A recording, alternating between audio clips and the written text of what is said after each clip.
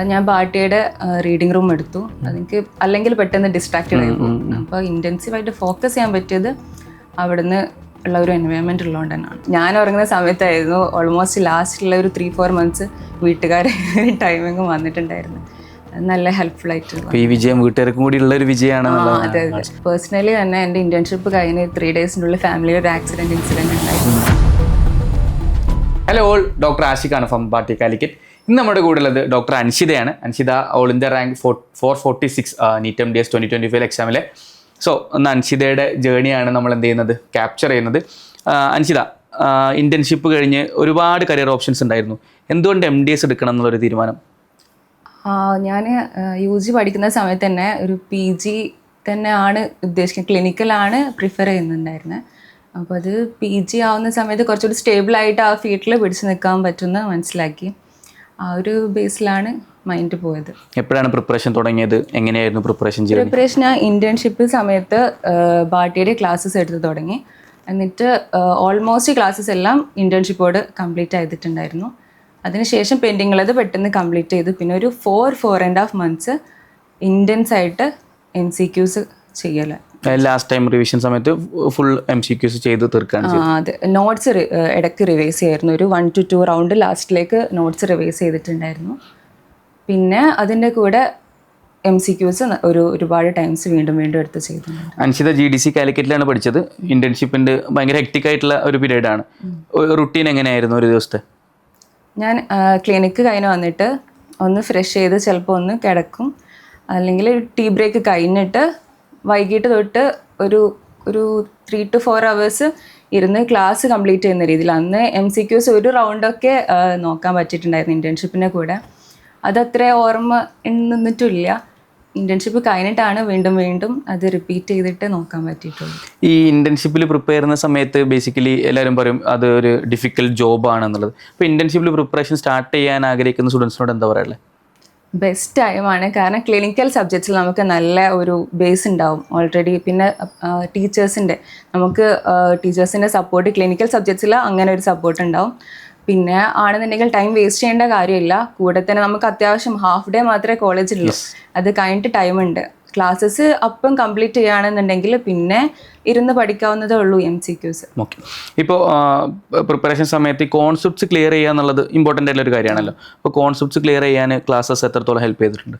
നല്ല ഹെൽപ്പ് ചെയ്തിട്ടുണ്ട്. കാരണം ഞാൻ ചില സമയത്ത് ക്ലാസ്സിൻ്റെ ഡ്യൂറേഷനൊക്കെ കണ്ടിട്ട് എനിക്ക് ഓർമ്മയുണ്ട് അൻഷിത ആദ്യം എനിക്ക് മെസ്സേജ് അയച്ചത് ക്ലാസ് ഭയങ്കര ലെങ്തി ആണല്ലോ, അപ്പോൾ എങ്ങനെയാണ് അത് കോപ്പ് അപ്പ് ചെയ്യാന്നുള്ളത്. അപ്പോൾ എങ്ങനെയായിരുന്നു അത്? ഞാൻ ട്രൈ ചെയ്ത് നോക്കി, പക്ഷെ പറ്റുന്നില്ല. ഇനീഷ്യലി പറ്റുന്നുണ്ടായിരുന്നില്ല. അപ്പോഴാണ് മനസ്സിലായത് ക്ലാസ്സസ് എടുക്കുന്ന സമയത്ത് കുറേ ക്വസ്റ്റ്യൻസ് ഡയറക്റ്റ് ആയിട്ട് തന്നെ കിട്ടുന്നുണ്ട്.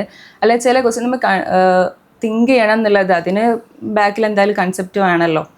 അപ്പോൾ അത് കൺസെപ്റ്റ് ഉള്ളതുകൊണ്ട് തന്നെയാണ് ക്വസ്റ്റ്യൻസ് നന്നായി സോൾവ് ചെയ്യാൻ പറ്റിയത്. MCQ ചെയ്യുന്ന സമയത്ത് കുറേ ഡിഫിക്കൽട്ടീസ് ഉണ്ടാവും. ഇനീഷ്യലി MCQ നമുക്ക് ചെയ്യാൻ വേണ്ടി പറ്റില്ല.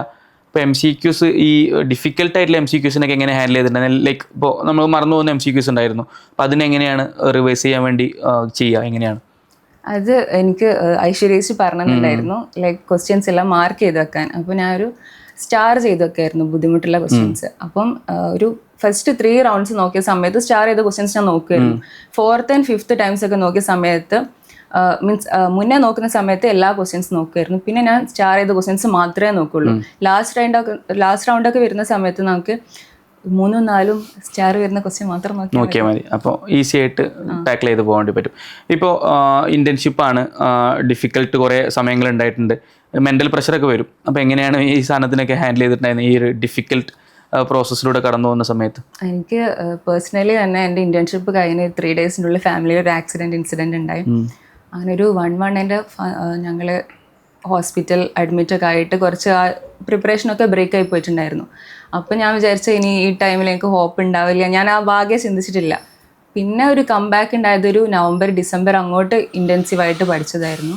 അത് ഞാൻ ബാട്ടിയുടെ റീഡിംഗ് റൂം എടുത്തു. അതെനിക്ക് അല്ലെങ്കിൽ പെട്ടെന്ന് ഡിസ്ട്രാക്റ്റഡ് ആയി പോകും. അപ്പോൾ ഇൻറ്റൻസീവായിട്ട് ഫോക്കസ് ചെയ്യാൻ പറ്റിയത് അവിടുന്ന് ഉള്ള ഒരു എൻവയോൺമെൻറ്റ് ഉള്ളതുകൊണ്ട് തന്നെയാണ്. ഇപ്പോൾ സ്റ്റാൻഡേർഡ് ടെക്സ്റ്റ് ബുക്ക് നമ്മൾ റെഫർ ചെയ്യുന്നുണ്ട്, അതുപോലെ തന്നെ നമ്മുടെ ക്വസ്റ്റ്യൻ ബാങ്ക്സ് നമ്മളുണ്ട്. ഏതെങ്കിലും അതർ ദാൻ ഒരു റിസോഴ്സസ് പറയുകയാണെങ്കിൽ യൂട്ടിലൈസ് ചെയ്ത റിസോഴ്സ് ഏതായിരുന്നു? ഞാൻ ഡെൻ്റൽ പൾസ്, പിന്നെ ബാട്ടിയുടെ നോട്ട്സ്, മെയിനായിട്ടും അത് തന്നെയാണ് നോക്കിയിട്ടുള്ളത്. പിന്നെ ഈ ഗുരു ആപ്പിലുള്ളതും ബാട്ടിയ കാലിക്കറ്റിലുള്ള ഷെഡ്യൂൾഡ് ആയിട്ടുള്ള എക്സാംസ് എടുത്തിട്ടുണ്ടായിരുന്നു. ഈ സ്കെഡ്യൂൾഡ് എക്സാംസിനൊക്കെ എന്തെങ്കിലും റോൾ ഉണ്ടായിട്ടുണ്ടോ? നന്നായിട്ടുണ്ടായിട്ടുണ്ട്. ബിക്കോസ് ഒരു ഡെഡ് ലൈൻ ഉണ്ടെങ്കിൽ വർക്ക് ചെയ്യാൻ ഒരു പ്രഷർ ഇല്ലാത്ത ഒരാളാണ് ഞാൻ. അപ്പോൾ ഡെഡ് ലൈൻ ഉണ്ടാകുന്ന സമയത്ത് ആ ഒരു അസൈൻ ചെയ്ത കാര്യങ്ങൾ അത് പ്ലസ് എന്തെങ്കിലും ഇടാൻ എനിക്ക് ടൈം സേവ് ചെയ്യാൻ പറ്റുകയാണെങ്കിൽ ഞാൻ അതിൽ പ്ലസ് ഇടാറുണ്ട്. അപ്പം ആ ഒരു ടൈമിൽ എക്സാംസ് എടുക്കുന്നതുകൊണ്ട് നമുക്ക് കൺസെപ്റ്റ് ക്ലിയർ ആണ്, നമ്മൾ എവിടെയാണ് പെർഫോം ചെയ്ത് നിൽക്കുന്നതെന്ന് മനസ്സിലാക്കാൻ പറ്റിയിട്ടുണ്ട്. ഈ ഇന്റേൺഷിപ്പിന്റെ സമയത്ത് പ്രിപ്പയർ ചെയ്യുമ്പോൾ യൂഷ്വലി എല്ലാവരും ചെയ്യുന്ന ഒരു മിസ്റ്റേക്സ് എന്തായിരിക്കും നീ ഐഡന്റിഫൈ ചെയ്തത്? അല്ലെങ്കിൽ നമ്മൾ എന്ത് മിസ്റ്റേക്സ് ആണ് കൂടുതലായിട്ട് ചെയ്യുക? MCQയിൽ ഫോക്കസ് ചെയ്യാത്തതായിരിക്കാം മേ ബി. പിന്നെ ഇതേപോലെ MCQ ലൈക്ക് മാർക്ക് ചെയ്ത് വെക്കുന്നതും വീണ്ടും വീണ്ടും നമ്മൾ ടൈം ലാഭിക്കണമല്ലോ. അപ്പോൾ ക്ലാസ്സസ് എടുക്കുന്ന സമയത്താണെങ്കിലും സ്റ്റാഫ് പറയുന്ന ഇമ്പോർട്ടൻ്റ് ആയ ഭാഗങ്ങൾ നോട്ട് ചെയ്ത് വെക്കുക. പിന്നെ MCQs ആണെങ്കിലും റിപ്പീറ്റഡ് ആയിട്ടുള്ള ക്വസ്റ്റ്യൻസും തെറ്റിക്കുന്നതും കറക്റ്റ് ചെയ്ത് വെക്കുക. ഇങ്ങനെ കാര്യങ്ങളൊക്കെ ചെയ്തിട്ടുണ്ടായിരുന്നു. ഇപ്പോൾ ക്ലാസ്സസ് കുറേ കേട്ടിട്ടുണ്ടാവും. ഇതിൽ ഏറ്റവും ഇഷ്ടപ്പെട്ട ഫാക്കൾട്ടി എന്താണ്, ഏതാണ് ഇഷ്ടപ്പെട്ട സബ്ജക്ട്സ് ഉണ്ടായിരുന്നു? ഹിമാനി മാമിൻ്റെ ക്ലാസ് നന്നായിരുന്നു. OMFSൻ്റെ ക്ലിനിക്കൽ സബ്ജക്ട്സിലെ ക്ലാസ് ആണ് പൊതുവെ എനിക്ക് കൂടുതൽ ഇഷ്ടം. പണ്ട് UG ടൈമിൽ ഭയങ്കര ബോറായി തോന്നുന്ന സബ്ജക്റ്റ് ഏതെങ്കിലും ഇവിടെ വന്ന് പഠിച്ച സമയത്ത് ഇൻട്രസ്റ്റിംഗ് ആയിട്ട് തോന്നി? OMFS ഇൻട്രസ്റ്റിംഗ് ആയിട്ട് തോന്നി. കാരണം അതൊക്കെ നമ്മൾ തിയറി ബേസ്ഡ് പഠിച്ചത്. കുറച്ചുകൂടി OMFS ഇങ്ങനെയാണ് എന്നൊക്കെ മനസ്സിലായത് ക്ലാസ്സസ് കേട്ട സമയത്താണ്. ഇപ്പോൾ മെൻ്റൽ ഈ പ്രഷർ അങ്ങനത്തെ സാധനങ്ങളൊക്കെ ഉണ്ടാവും, ഫാമിലി പ്രഷർ ഉണ്ടാവും, പിയർ ഗ്രൂപ്പിനുള്ള പ്രഷർ ഉണ്ടാവും. അപ്പോൾ എന്തായിരുന്നു ഒരു എന്താ പറയുക ഒരു ഹാബിറ്റ് എന്നൊക്കെ പറയില്ല, അല്ലെങ്കിൽ ഒരു ഹോബി എന്നൊക്കെ പറയുന്നത് എന്തായിരുന്നു? ഞാനും എൻ്റെ ഫ്രണ്ടും കൂടെ ഒരുമിച്ചായിരുന്നു സ്റ്റഡി റൂം എടുത്ത് പഠിച്ചിട്ടുണ്ടായിരുന്നു. അപ്പോൾ രാവിലെ ഒരു ടീ ബ്രേക്ക്, വൈകിട്ട് ടീ ബ്രേക്ക്. ആ ഒരു ടീ ബ്രേക്ക് ഞങ്ങൾ നന്നായിട്ട് റിഫ്രഷ്മെൻറ്റിന് വേണ്ടി യൂസ് ചെയ്തിട്ടുണ്ടായിരുന്നു. പിന്നെ ക്വസ്റ്റ്യൻസ് സോൾവ് ചെയ്യാനും ഒരു കമ്പൈൻഡ് ആയിട്ടുള്ള ഒരു സ്റ്റഡി കൊണ്ടുപോയതുകൊണ്ട് പ്രഷർ അങ്ങനെ ഫീൽ ചെയ്തിട്ടില്ല. ഒരു നല്ല എന്തെങ്കിലും ഒരു പ്രഷർ തോന്നുമ്പോൾ എന്താ ചായ കുടിക്കാൻ വേണ്ടി പ്രഷർ ഞാൻ പറയുകയാണെന്നുണ്ടെങ്കിൽ എൻ്റെ പ്രിപ്പറേഷൻ ഞാൻ പ്രഷറായിട്ട് ഫീൽ ചെയ്തിട്ടില്ല. എക്സെപ്റ്റ് എനിക്ക് തോന്നുന്നു എക്സാമിന് 2 days ബിഫോർ അല്ലാതെ. പക്ഷെ എക്സാമിന് തലേന്ന് വരെ കൂളായിരുന്നു. ഓൾമോസ്റ്റ് പറയുകയാണെന്നുണ്ടെങ്കിൽ വലിയ പ്രഷർ ഫീൽ ചെയ്തിട്ടില്ല. പിന്നെ ഒഴിവാക്കാൻ പറ്റാത്ത എല്ലാ പ്രോഗ്രാംസിനും പോയിട്ടുണ്ട്. അങ്ങനത്തെ പ്രോഗ്രാംസിന് പോയിട്ടുണ്ട്. പിന്നെ ടീ ബ്രേക്സ് എടുത്തിട്ടുണ്ട്. അങ്ങനെ റിക്രിയേഷണൽ ആയിട്ടുള്ള കാര്യങ്ങളൊന്നും മിസ് ഔട്ട് ചെയ്യേണ്ടെന്നും കൊണ്ടുള്ള ഒരു മൈൻഡ് സെറ്റ് ഉണ്ടായിരുന്നു.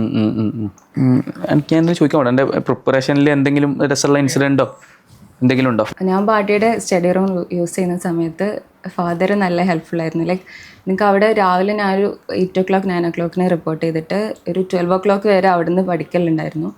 ഇടയ്ക്ക് ബ്രേക്ക് എടുക്കും. ബട്ട് ഈ ടൈമിലൊക്കെ എന്നാൽ അല്ലെങ്കിൽ ഉപ്പയൊക്കെ നേരത്തെ കിടന്ന് ഉറങ്ങുന്നതാണ്. ഉപ്പ ആ ടൈമിൽ വീട്ടിൽ നിന്ന് വന്നിട്ട് എന്നെ പിക്ക് ചെയ്തിട്ട് കൊണ്ടുപോയിരുന്നു. അപ്പോൾ ഞാൻ ഉറങ്ങുന്ന സമയത്തായിരുന്നു ഓൾമോസ്റ്റ് ലാസ്റ്റിലുള്ള ഒരു 3-4 months വീട്ടുകാരെ ടൈമിങ് വന്നിട്ടുണ്ടായിരുന്നു.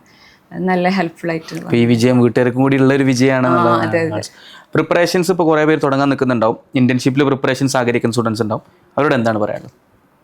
അവരുടെ അടുത്ത് പറയാനുള്ളത് മാക്സിമം ക്ലാസ്സസ് പെട്ടെന്ന് കണ്ടു തീർക്കുക. എന്നിട്ട് MCQ ഒരു 1 or 2 times എങ്കിലും ഇന്റേൺഷിപ്പ് കയ്യിൽ ഉള്ള സമയത്ത് തന്നെ നോക്കുക. എന്നിട്ട് പിന്നെയുള്ള ടൈം ക്ലാസ്സസ് റിവൈസ് ചെയ്തുകൊണ്ടിരിക്കുക. കംപ്ലീറ്റ് ആയിട്ട് ഡെപ്തിൽ നോക്കണ്ട. ബട്ട് നമുക്ക് ആ ഒരു കൺസെപ്റ്റ്സ് ഫ്രഷൻ അപ്പ് ചെയ്യാൻ വേണ്ടിയിട്ട് നോക്കിക്കൊണ്ടിരിക്കുക. എന്നിട്ട് MCQ നന്നായിട്ട് പക്കയായിട്ട് ചെയ്തുകൊണ്ടിരിക്കുക. എക്സാംസ് എടുക്കുക. അൻഷിത എത്ര MCQs ഒക്കെ ചെയ്തിട്ടുണ്ടായിരുന്നു ഒരു പീക്ക് ടൈം ഓഫ് പ്രിപ്പറേഷൻ സമയത്ത്? ആദ്യം എനിക്ക് ഒരുപാട് ചെയ്യാൻ പറ്റുന്നുണ്ടായില്ല. ലാസ്റ്റിലേക്ക് ഞാനൊരു 1000 ടാർഗറ്റ് വെച്ചിട്ട് ചെയ്തിട്ടുണ്ടായിരുന്നു. ഓക്കെ.